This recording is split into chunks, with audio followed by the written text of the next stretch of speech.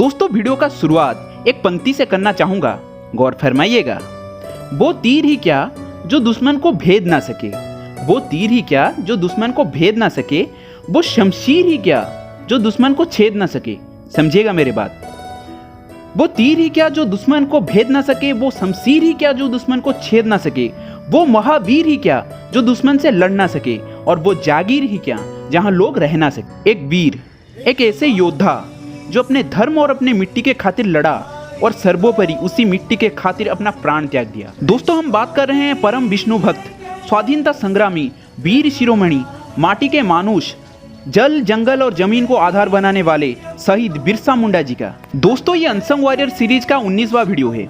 इसी साल के अंत तक हमें 100 से भी ज्यादा अनसंग वॉरियर का बायोग्राफी आपके सामने लाना है।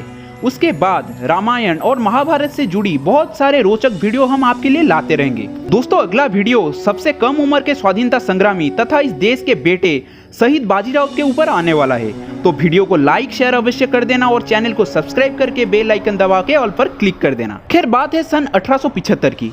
तब भारत का 1/3 हिस्सा अंग्रेजी हुकूमत की काले बादल के नीचे पिस चुका था। पाइक विद्रोह में योगदान हेतु बनवासी भी अंग्रेजों के दुश्मन बन चुके थे और भोले भाले बनवासी भी थे अंग्रेजों के लिए आसान शिकार।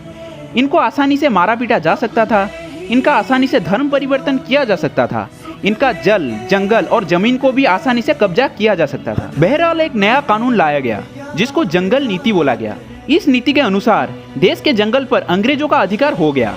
ना जंगल में बनवासी लोग शिकार कर सकते थे, ना वहां से लकड़ी काट सकते थे, और जंगल के चारों ओर जो जमीन था जहां बनवासी लोग खेती करते थे, वहां पर भी बाहरी लोगों की कॉलोनी बसा दिया गया। जंगल अब वो तालाब बन चुका था जिसका जल लगातार सूख रहा था, और बनवासी का हाल उस तालाब की वो मछली की तरह बन चुका था जो बस बेबसी से अपना मौत का इंतजार कर रहा था। उसी विकट स्थिति में 15 नवंबर 1875 को एक महान स्वाधीनता संग्रामी का कदम इस भारत भूमि पे पड़ा, और वो थे बिरसा मुंडा। इनका पिता थे सुगुन मुंडा एवं माता थे कर्मी हातू।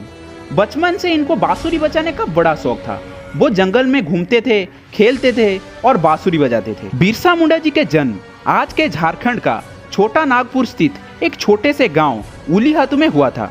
उनका प्रारंभिक शिक्षा उनके मामी के घर हुआ था। बिरसा की मौसी उनको बहुत प्यार करते थे, परंतु पढ़ाई ना करने के कारण वो बिरसा को एक दिन खूब मारे, तो वो वहां से भागकर अपने घर चले आए। बिरसा उनके गांव के दूसरे लड़कों से काफी अलग थे क्योंकि उनका रंग सफेद था। उस समय अंग्रेज भारत को कब्जा करने के साथ साथ धर्मांतरीकरण पर काफी जोर देते थे, इसलिए वो बिरसा मुंडा को क्रिश्चियन बनने के लिए प्रस्ताव देते हैं एवं उनका एडमिशन जर्मन मिशनरी स्कूल में हो जाता है, एवं बाद में उनका नाम बदलकर बिरसा डेविड और बाद में बिरसा दाऊद रख दिया गया। पर उसके बाद एक ऐसा घटना हुआ जो बिरसा मुंडा को हजम नहीं हुआ।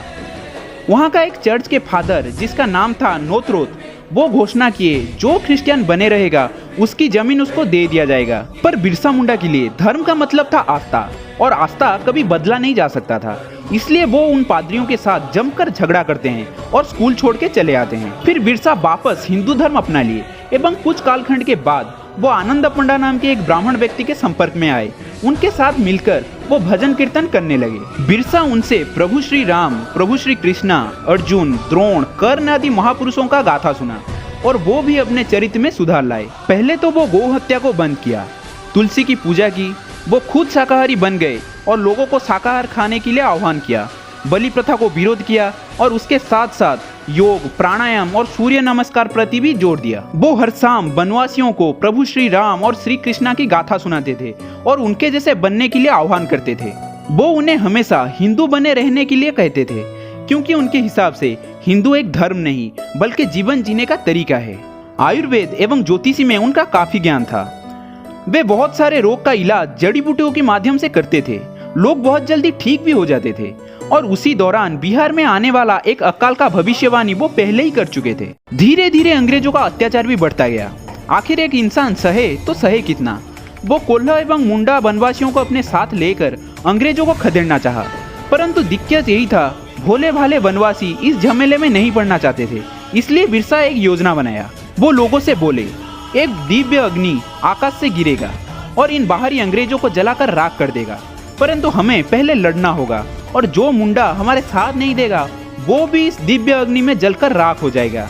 हालांकि वो झूठ बोले थे परंतु उस वक्त लोगों को जगाने के लिए यही आखिरी रास्ता शेष था। फिर बिरसा मुंडा के आह्वान पर 6000 मुंडा डोंगवाड़ी पहाड़ पर एकत्रित होते हैं। जैसे ही ये बात अंग्रेजों को पता लगता है, वो बिरसा मुंडा को गिरफ्तार कर लेते हैं।